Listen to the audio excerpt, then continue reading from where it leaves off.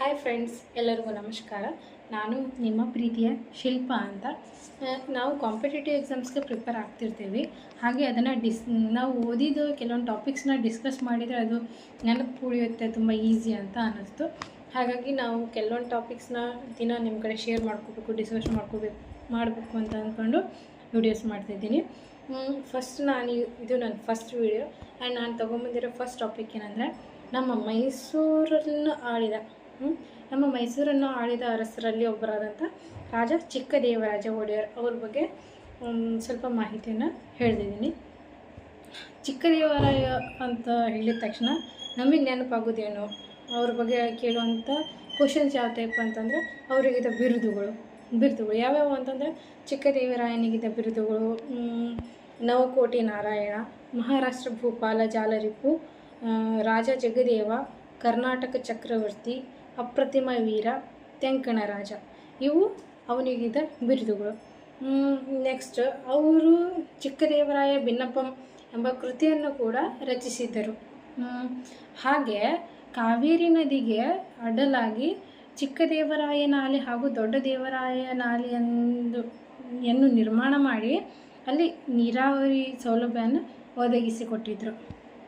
ಹಾಗೆ ಅವ್ರದ್ದೇ ಕಾಲದಲ್ಲಿ ಕೂಡ ಈ ಬೆಂಗಳೂರು ಏನಿಷ್ಟು ದೊಡ್ಡ ಮಟ್ಟಕ್ಕೆ ಬೆಳೆದಿದೆಲ್ಲ ನಮ್ಮ ಬೆಂಗಳೂರು, ಅದನ್ನು ಔರಂಗಜೇಬನಿಂದ 3 ಲಕ್ಷಕ್ಕೆ ಯಾವಾಗ 1687ರಲ್ಲಿ ಔರಂಗಜೇಬನಿಂದ 3 ಲಕ್ಷಕ್ಕೆ ಬೆಂಗಳೂರನ್ನು ಗೇಣಿಗೆ ಪಡ್ಕೊಂಡ್ರು ನಮ್ಮ ಚಿಕ್ಕದೇವರಾಯ ಒಡೆಯವರು. ಅವಾಗ ಅದಾದಮೇಲೆ ಮತ್ತು ಅವರ ಬಗ್ಗೆ ಹೇಳಬೇಕಂತಂದರೆ ಕರ್ನಾಟಕದಲ್ಲಿ ಮೊಟ್ಟ ಮೊದಲ ಬಾರಿಗೆ ಸತಿ ಪದ್ಧತಿಯನ್ನು ರದ್ದು ಮಾಡಿದ ಏಕೈಕ ಅರಸ ಫಸ್ಟ್ ಆವಾಗ ಯಾರು, ನಮ್ಮ ಚಿಕ್ಕದೇವರಾಯ ಒಡೆಯರವರು. ಆ್ಯಂಡ್ ಒಂಚೂರು ಇನ್ನೂ ಎಕ್ಸ್ಟ್ರಾ ಅಂತಂದರೆ ಆಗಿನ ಕಾಲದಲ್ಲಿ ಅಂದರೆ ಚಿಕ್ಕದೇವರಾಯ ಆಳ್ವಿಕೆಯವರ ಕಾಲದಲ್ಲಿ ಇದ್ದ ಕವಿಗಳು ಯಾರು ಅಂತಂದರೆ ಸಂಚಿ ಹೊನ್ನಮ್ಮ ಅಂತ ಹೇಳಿದ ತಕ್ಷಣ ನಮಗೆಲ್ಲ ನೆನಪಾಗೋದು ಅವ್ರದ್ದೊಂದು ಪ್ರಸಿದ್ಧ ಕೃತಿ ಅದಿಬದಿಯ ಧರ್ಮ. ಮತ್ತು ಸಿಂಗರಾರ್ಯ ಅವ್ರದ್ದು ಮ್ಯಾಕ್ಸಿಮಮ್ ಸುಮಾರು ಕ್ವಶನ್ ಪೇಪರಲ್ಲಿ ನೋಡಿದ್ದೆ ನಾನು ಅವ್ರದ್ದು ಕೃತಿ. ಸಿಂಗರಾರ್ಯ ಅವ್ರದ್ದು ಯಾವುದು ಮಿತ್ರವಿಂದ ಗೋವಿಂದ. ಎಸ್, ಸಿಂಗರಾರ್ಯ ಅವರ ಕೃತಿ ಯಾವುದಂದರೆ ಮಿತ್ರವಿಂದ ಗೋವಿಂದ.